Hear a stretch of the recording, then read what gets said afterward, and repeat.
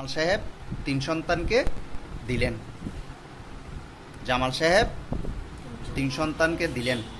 এই 18 ভাগের 7-এর 6 ভাগের 5 অংশ, অর্থাৎ এখানে আমাদের ইয়াতে যেটা ছিল, জামাল সাহেব তার বাবার সম্পত্তির 18 ভাগের 7 অংশের মালিক। তিনি তার সম্পত্তির মালিক, এত অংশের মালিক বলে দিছে। সেটার 6 ভাগের 5 অংশ 3 সন্তানকে দিছে। 6 ভাগের 5 অংশ 3 সন্তানকে দিছে। কিন্তু এই অংশটা কত?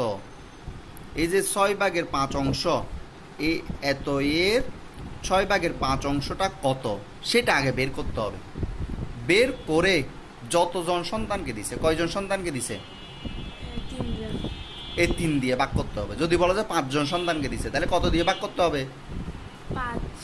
5 দিয়ে ভাগ করতে। কিন্তু তুমি যদি এটাকে 3 দিয়ে ভাগ করে দাও, মানে এত অংশ, তুমি বলছে না তিনি তার সম্পত্তির এত অংশ 3 সন্তানকে দিছে, অনেকেই কি করবে, এটাকে 3 দিয়ে ভাগ করে দিবে। তখনই আমার অঙ্কটা কি হয়ে যাবে, ভুল হয়ে যাবে।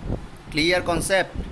আচ্ছা, তাহলে জামাল সাহেব 3 সন্তানকে দিলেন, তার যে অংশ ছিল এই যে 18 ভাগের 7 অংশ, সেই অংশের 6 ভাগের 5 অংশ, তাহলে আমরা বের করছি।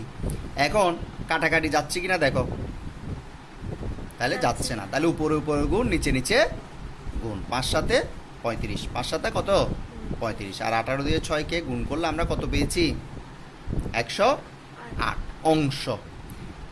এবার আসি আমরা, এই অংশটাকে কয়জনকে ভাগ করে দিছে, 3 জনকে। তাহলে 3 দিয়ে ভাগ করব। তাহলে 3 সন্তানের মধ্যে প্রত্যেক সন্তান পাবে, আমাকে বলছে প্রত্যেক সন্তানের সম্পত্তির অংশ বের কর। তাহলে আমরা ভাগ করছি, এই যে এটাকে কত দিয়ে ভাগ করছি, 3 দিয়ে ভাগ করছি। বুঝা গেল? আচ্ছা, তাহলে ভাগ, এরপর কি হয়ে যাবে, ভাগ চিহ্নটা কি হয়ে যাবে, গুণ হয়ে যাবে। আর 3টা লব নাকি হর?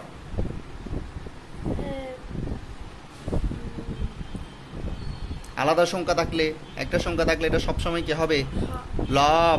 কয়বার শিখিয়েছি এটা, লব। তাহলে নিচে একটা কি আছে, 1 আছে। যখন গুণ করছি তখন একটা উপরে যাবে, 3টা নিচে। এইবার কাটাকাটি যাচ্ছে কিনা, তাহলে আমরা কি করব, উপরে উপরে গুণ, নিচে নিচে গুণ করব। তাহলে এত অংশ হচ্ছে একজন সন্তান এত অংশ করে করে পাবে। ক্লিয়ার? হ্যাঁ বলো। এটা তো বড় সংখ্যা আর এটা তো ছোট সংখ্যা, তো এটাকে ভাগ করে দিছে না, তো ভাগ করে দিলে এটা তো 108, এটা তো 108 আর এটা হচ্ছে 324। তো এটা থেকে এটা বড় না?